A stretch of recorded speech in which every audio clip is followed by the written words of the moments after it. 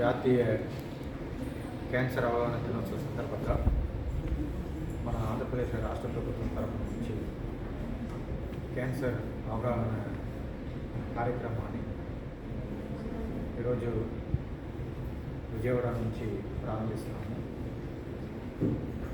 మీ అందరికీ తెలిసిన విషయం కానీ మరి ఒకసారి మీ అందరికీ కూడా గుర్తు చేస్తున్నాము. రాష్ట్ర ప్రభుత్వం తరఫు నుంచి హెల్త్ డిపార్ట్మెంట్ మా స్టాఫ్ ప్రతి ఒక్క విలేజ్కి ఇంటింటికి వచ్చి 18 సంవత్సరాలు పైబడిన ప్రతి ఒక్కరికి దీర్ఘకాలిక వ్యాధుల గురించి వాళ్ళకు కావాల్సిన స్క్రీనింగ్ అనేది చేయడానికి వాళ్ళు ప్రతి ఒక్క ఇంటికి వస్తారు. సో దీంట్లో బీపీ చెక్ చేయడం, షుగర్ చెక్ చేయడం, మళ్ళీ క్యాన్సర్, ఒక ఓరల్ క్యాన్సర్, బ్రెస్ట్ క్యాన్సర్, తర్వాత సర్వికల్ క్యాన్సర్, ఈ 3 క్యాన్సర్ సంబంధించిన స్క్రీనింగ్ కూడా ఈ దీర్ఘకాలిక వ్యాధులకు సంబంధించిన స్క్రీనింగ్లో ఒక భాగంగా చేస్తున్నాము. సో ప్రతి ఒక్కరూ ఈ అవకాశాన్ని సద్వినియోగం చేసుకోవాల్సిందిగా కోరుతున్నాను.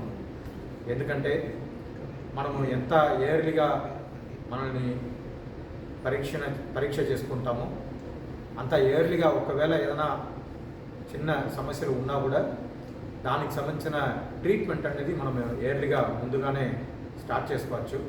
అలా ముందుగా ఎర్లీగా ట్రీట్మెంట్ స్టార్ట్ చేసుకోవడం వల్ల ఖచ్చితంగా ప్రతి ఒక్క వ్యాధి నుంచి బయటపడవచ్చు, నయం కావచ్చు అని చెప్పేసి ప్రతి ఒక్కరికి తెలియజేస్తున్నాను.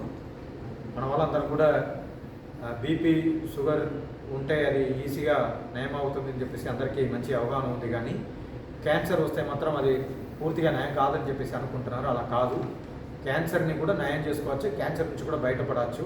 కానీ మనము ఎంత ఎర్లీగా అది ఎప్పుడు వస్తుందో అప్పుడే మనము దాన్ని డిటెక్ట్ చేస్తే, దాన్ని గమనిస్తే ఖచ్చితంగా దానికి కూడా సంబంధించిన ట్రీట్మెంట్ అని మనం తీసుకుంటే ఖచ్చితంగా దాని నుంచి కూడా నయం చేసుకోవచ్చు. సో దానివల్ల మా ఆరోగ్య శాఖకు సంబంధించిన సిబ్బందులు, అక్కడ ఉన్న ఆశాలు కానీ, ఏఎన్ఎంలు కానీ, సిహెచ్ఓలు కానీ మీ ఇంటికి వచ్చి మీకు ప్రతి ఒక్కరికి ఆహ్వానం పలుకుతూ మేము ఒక ఇన్విటేషన్ కార్డు కూడా తయారు చేయడం జరిగింది. ఆ ఇన్విటేషన్ కార్డు ద్వారా మీకు ఏ డేటు, ఏ టైంలో మీ ఇంటికి వచ్చి ఈ పరీక్షలు చేస్తారని చెప్పేసి తెలియజేస్తారు. సో ఆ సమయానికి మీరు అందరూ కూడా ఇక్కడ ఇంట్లో ఉండి ఈ పరీక్షలు ఖచ్చితంగా చేసుకోవాల్సిందిగా కోరుకుంటున్నాను.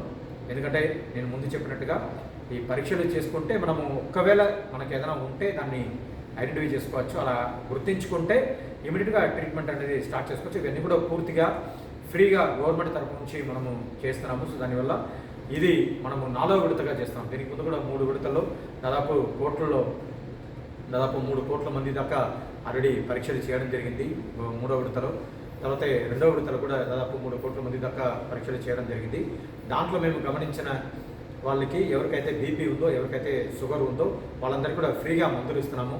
ఎవరికైతే క్యాన్సర్, ఓరల్ క్యాన్సర్ కానీ, బ్రెస్ట్ క్యాన్సర్ కానీ, తర్వాత సర్వికల్ క్యాన్సర్ కానీ ఉన్నట్టుగా, ఈవెన్ దానికి సంబంధించిన లక్షణాలు ఉన్నా కూడా దాన్ని కన్ఫర్మ్ చేసుకోవడానికి ప్రతి ఒక్క పిహెచ్లో ఉన్న మెడికల్ ఆఫీసర్ని మేము స్క్రీన్ చేయమంటున్నాము.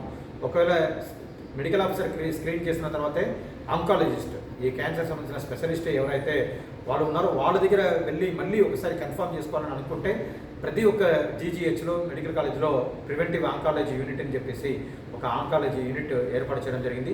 అక్కడ కూడా మనకు దానికి సంబంధించిన స్పెషలిస్ట్ ఉన్నారు, వాళ్ళు కూడా చెక్ చేస్తారు.